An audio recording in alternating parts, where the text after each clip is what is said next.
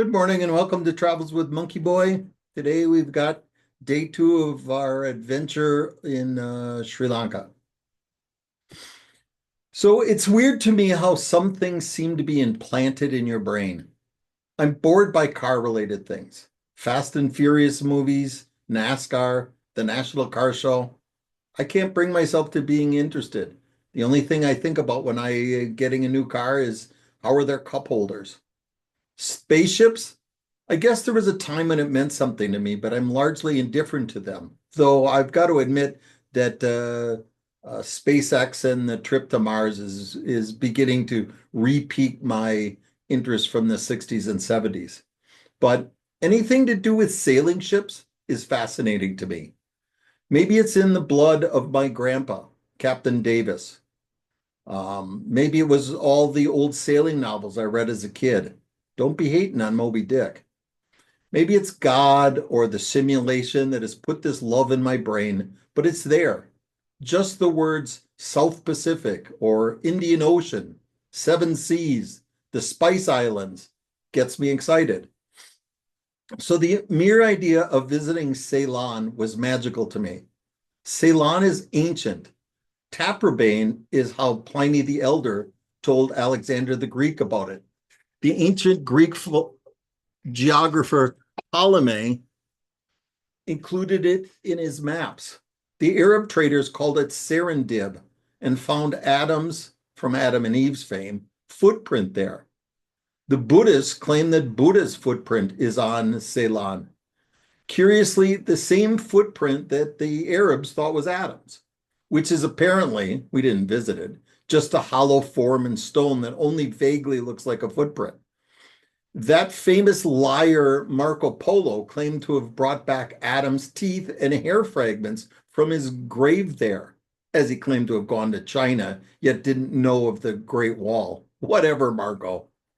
While ruthlessly murdering Arabs and Indians, as was their way, having better cannons and sailing ships than their trading rivals, who unforgivably had different religions and skin colors, the Portuguese in the early 16th century got caught in a storm which blew them onto a large island that they discovered and named Ceylon, which was a big surprise to the king and the million residents living there. How's that for a sentence? Probably three or four actual sentences, but I had more commas than periods in my box. Since, as we established, the Portuguese had cannons and the locals did not, the island became owned by the Portuguese.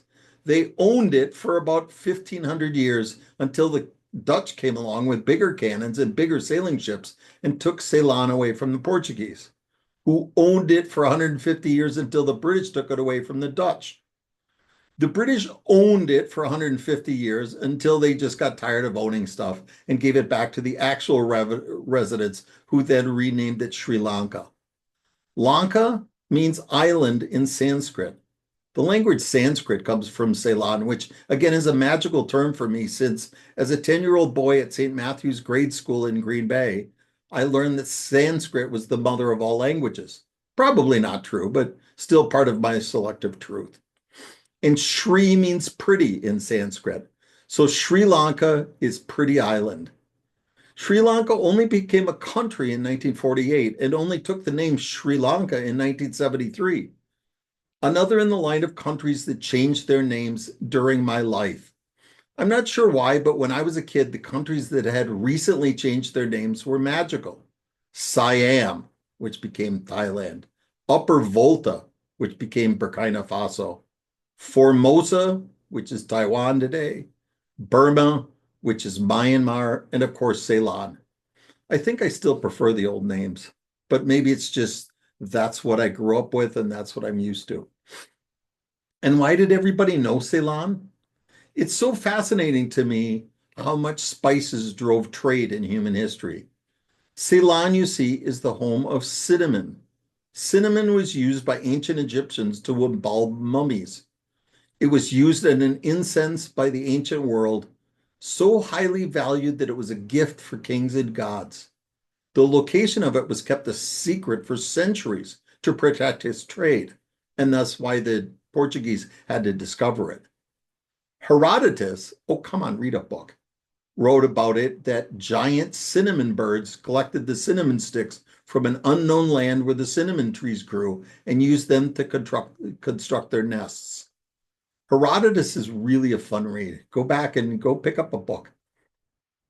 Aristotle also wrote about the cinnamon birds in his History of Animals. Come on, people, trust the science.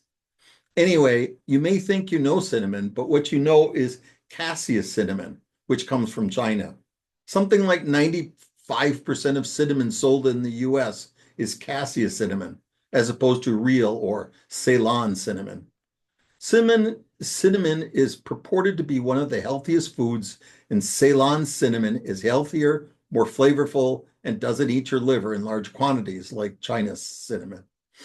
The other reason Ceylon was so famous, as Marco Polo wrote, you must know that rubies are found in this island and in no other country in the world but this. They find there also sapphires and topazes and amethysts and many other stones of price.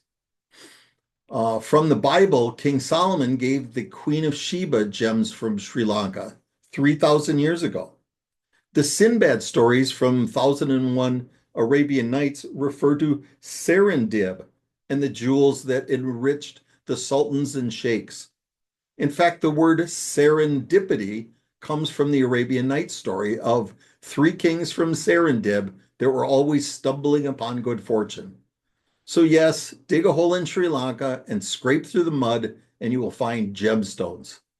There's a reason for this, of course, I studied, which has to deal with breaking away from Gondwana land. If you've listened to my stories on Madagascar and the Seychelles, you'll know a lot more about Gondwana land. But it had to deal with breaking away from Gondwana land and heat and volcanoes and the Himalayas, but not sure I exactly understand. Just understand that it's the perfect place in the world for gems.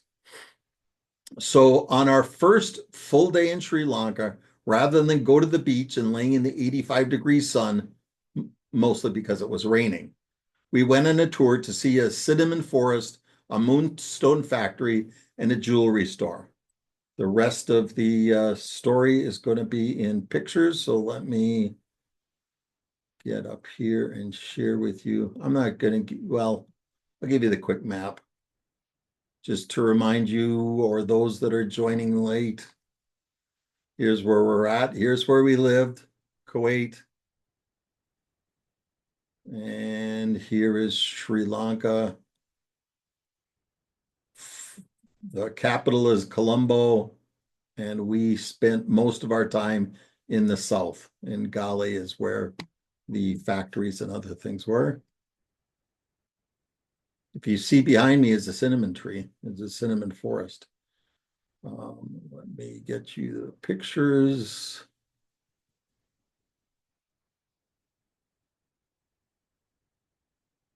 Okay.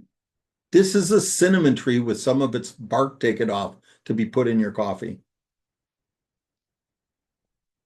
Here he's separating the bark from the stick. So the cinnamon actually comes from the bark. There's just cinnamon sticks underneath the outer edge of the bark. We've got a slow loader. They sell these purple flowers at the bottom of the banana tree as banana flowers in the grocery stores here. I never saw banana flowers in stores before. I didn't even know how you would eat them. This is a moonstone mine. They told us that this is the only place in the world to find moonstones. Apparently, this is the only place they find moonstones because Google says you could find them in many countries. They bring up the mud from the mine and sift through it looking for stones. Then they separate the stones in size and type. Then they polish the stones.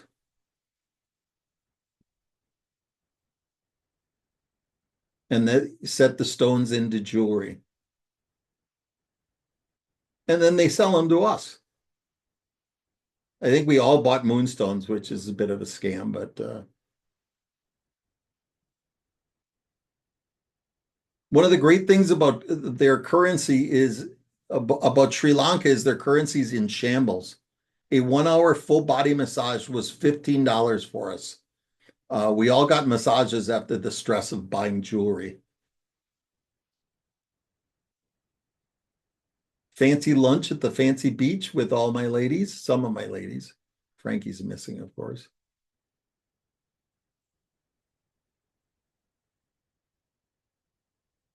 We got 4 lobster dinners with appetizers, desserts, and 2 umbrella drinks, all for $100.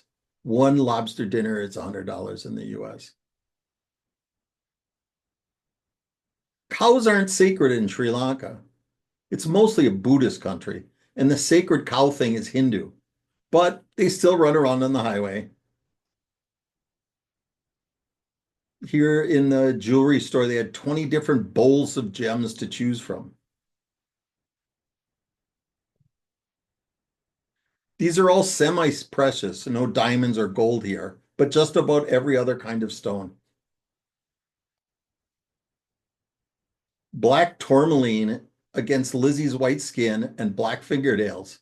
That's art photography there. And that's it.